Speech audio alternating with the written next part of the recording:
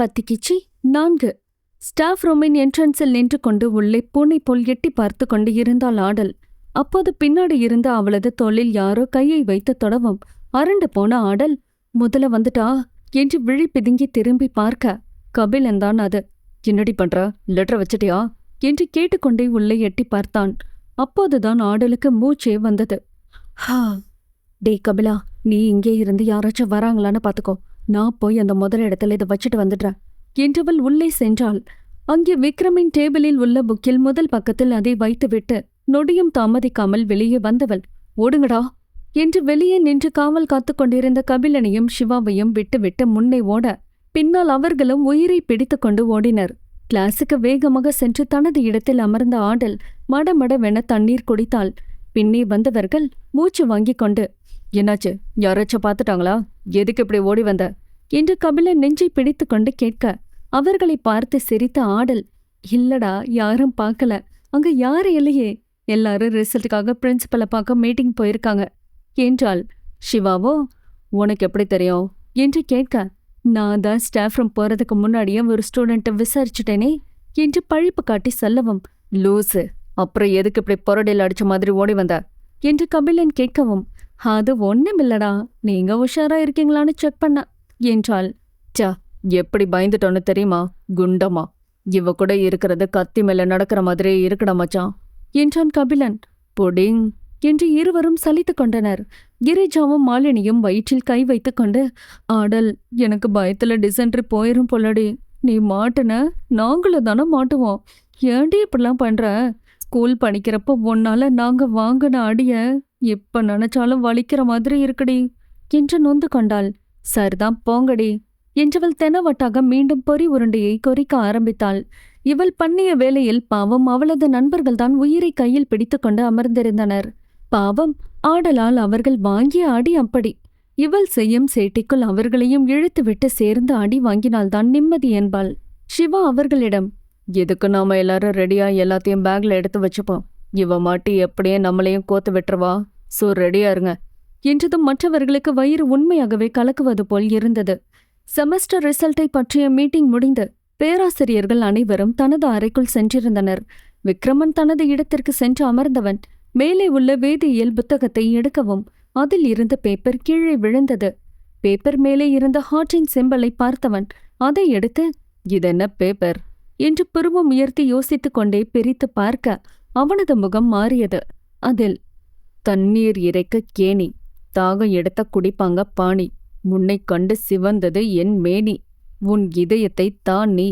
அவனால் சிரிப்பை அடக்க முடியவில்லை. சிரித்து சிரித்து முகமே சிவந்து இருந்தது. மேனி, இதுல ஸ்பெல்லிங் மிஸ்டேக் வேற என்று நினைத்து வயிறு வலிக்க சிரித்தான். சிறிது நேரத்தில் தனது சிரிப்பை கட்டுப்படுத்தியவன் மேற்கொண்டு படிக்க ஆரம்பித்தான். பசிச்சா சாப்பிடுவாங்க சேமியா, உங்க அம்மா தான் எனக்கு மாமியா, ஐ லவ் யூ வாத்தி, இப்படிக்கு சாந்தி என்று எழுதியதை கண்டு புருவம் உயர்த்தியவன், சாந்தி மேமா என்று அப்படியே உறைந்து விட்டான். பேப்பரை திருப்பி திருப்பி பார்த்த வண்ணம் அமர்ந்திருக்க, அப்போது அங்கே வந்த சாந்தி மேம், ஹாய் சார், என்னாச்சு, மீட்டிங் முடிஞ்சுட்டே, கிளாஸ் கேட்டீங்க, இன்னும் கிளாஸ் போகாம உட்காந்துருக்கீங்க, எனி ப்ராப்ளம் என்று கேட்டுக்கொண்டே தனது இடத்தில் சென்று அமர்ந்து விக்ரமனை பார்த்தார். விக்ரமன் சாந்தி மேமிடம், மேம் உங்களுக்கு பிடிச்ச சாமி யாருன்னு சொல்லுங்க என்று கேட்க, சாந்தி விக்ரமனை பார்த்து, பரவாயில்லையே, என்னை பத்தி தெரிஞ்சுக்க எப்பதான் தோணுச்சா என்று நினைத்து கொண்டவள், சார் நான் மோஸ்ட்லி சர்ச் தான் போவேன், இந்த சாமி தான் பிடிக்கும் அப்படின்னலாம் ஏதும் இல்ல, எதுக்கு சார் கேக்குறீங்க என ஆவலாய் கேட்கவும், ரைட்டு என்றவன் வேகமாக எழுந்து ஒரு தெளிவு பிறந்தவனாய், ஓகே மேம், சும்மா தெரிஞ்சுக்கலாம்னு கேட்டேன், நான் கிளாஸ்க்கு கிளம்புறேன் என்றவன் ஸ்டாஃப் அறையை விட்டு வெளியேறினான்.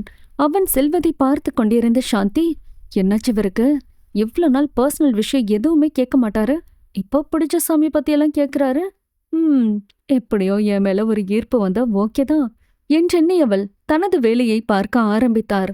விக்ரமன் வேகமாக கிளாஸுக்கு சென்றான். ஸ்டூடெண்ட்ஸ் அனைவரும் விஷ் செய்த பின், ஓகே ஸ்டூடெண்ட்ஸ், உங்க ரிசல்ட் வந்துருச்சுன்னு தெரியும், யார் யார் என்னோட சப்ஜெக்ட்ல அரியர் வச்சுங்க, எழுந்துறீங்க என்றதும் ஒரு 6 பேர் எழுந்தனர்.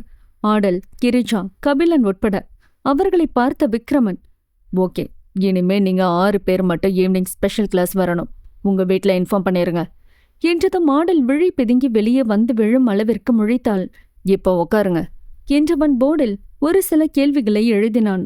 அதில் பிடித்த தேச தலைவர் பெயர், பிடித்த சிறந்த சுதந்திர போராளி பெயர், பிடித்த நாவல் பெயர், பிடித்த கதை ஆசிரியர் பெயர் இவற்றை எழுதி திரும்பியவன், ஸ்டூடெண்ட்ஸ், இதுக்கான பதில ஒரு பேப்பர்ல எழுதி என்கிட்ட கொடுங்க. உங்களுக்கு வெறும் 10 நிமிஷம்தான் டைம், அதுக்குள்ள முடிங்க என்றான். ஆடல், ஏண்டி இதெல்லாம் கேட்கிறாரு என்று மாலினி கேட்க, தெரியலையே என்று தோலை குலுக்கியவள், சரி பேப்பரை காட்டு, என்னென்ன பேர்லாம் எழுதின எனக்கு காட்டு என்று கேட்க, அட போடி, நானே சும்மா உட்காந்துருக்கேன், வேற யார்கிட்டையும் கேட்டு எனக்கு சொல்லு என்றவளை எல்லலாக பார்த்தவள், டே சிவா பேப்பர் கொடுடா என்றதும் சிவா அவளிடம், ஏண்டி இத கூட பார்த்து எழுதணுமா, நீயே எழுது போடி என்று கடுப்படித்தான். நானே பாத்துக்கிற போங்கடா என்றவள் வேக வேகமாக ஏதோ எழுதி கொடுத்திருந்தாள். அனைத்து பேப்பர்களையும் வாங்கிய பெண், ஓகே கைஸ், நாளைக்கு பார்க்கலாம் என்றவன் வெளியே செல்லவும் அப்பாடா என்றிருந்ததா அவளது நண்பர்களுக்கு. லஞ்ச் பிரேக்கில் உணவருந்தி கொண்டே ஆடல் அவளது நண்பர்கள் பேசிக் கொண்டிருந்தனர். கபிலன், அருளுச ஆடல், நீ எழுதின லெட்டர் அவர் பார்க்கலையோ? ஏண்டா அப்படி கேக்குற? இல்லடி, மனுஷன் எந்த ரியாக்ஷனும் இல்லாம இருக்காரே, சாந்தி மேமுக்கும் அவருக்கும் இந்நேரம் ஸ்டாஃப் ரூம்ல பிரச்சனை வெடிச்சிருக்கணும். அப்படி எதுவுமே நடந்த மாதிரி இல்லையே. சோ கேட்டேன், நீ அந்த லெட்டரை எப்படி எழுதின? எங்ககிட்ட காட்டவே இல்ல. என்னோட கவிதை திறமையா அந்த லெட்டர்ல காட்டியிருக்கண்டா. கண்டிப்பா இப்போ இல்லைனாலும் லேட்டா அவர் அந்த லெட்டரை பார்த்து 2 பேருக்கும் பத்திக்கும் பாரு, அட்லீஸ்ட் சண்டையாச்சும் பத்திக்கும். ஐயோ பத்திக்கிச்சு பத்திக்கிச்சு பத்திக்கிச்சு ஹோ ஹோ பெண்ணே என்று பாடவும் சிவா பொறு ஏறி இருமவும் கரெக்டாக இருந்தது. எரும என்ன எழவு பாட்டடியது என்றவாறு இரும கண்ணில் இருந்து கண்ணீரே வந்தது. அப்போது அவன் தலையை தட்டி வாட்டர் பாட்டிலை கொடுக்கவும் வாங்கி மடமெடமென குடித்தவன் பெருமூச்சு விட மற்றவர்கள் சிவாவையே கண் சிமிட்டாமல் பார்த்து கொண்டு இருந்தனர். என்ன எல்லாம் எப்படி பாக்குறீங்க என்று வாட்டர் பாட்டில் வந்த திசையை நோக்கி திரும்பினான். அங்கே யாழினி நின்று கொண்டிருந்தாள்.